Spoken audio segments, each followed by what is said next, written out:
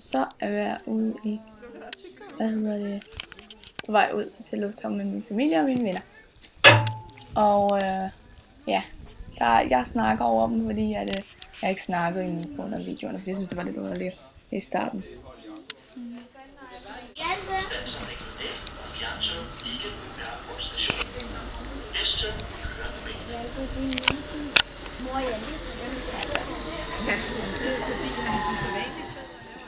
Så kommer metroen, og jeg ved ikke, om I kan se mig i spejlet derinde. Det er lidt svært, men jeg har i hvert fald Rotary-tøj på, sådan en hvid polo-tøj, og sådan en blazer, jeg skulle have på. Ja, og så går vi ind.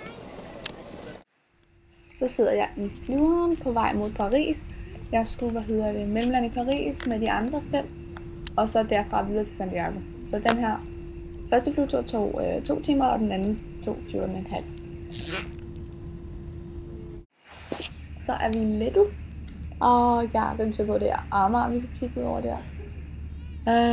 Ja, men i hvert fald var vi lettet og kommet godt afsted.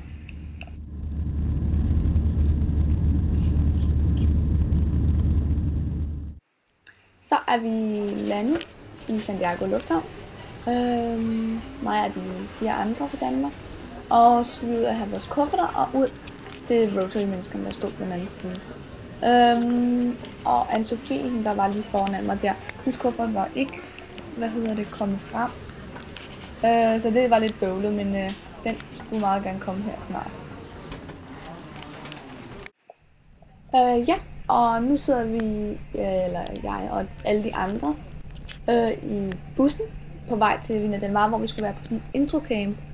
Alle dem, der skulle være i distriktet, så vi er rigtig mange i bussen fra alle mulige lande.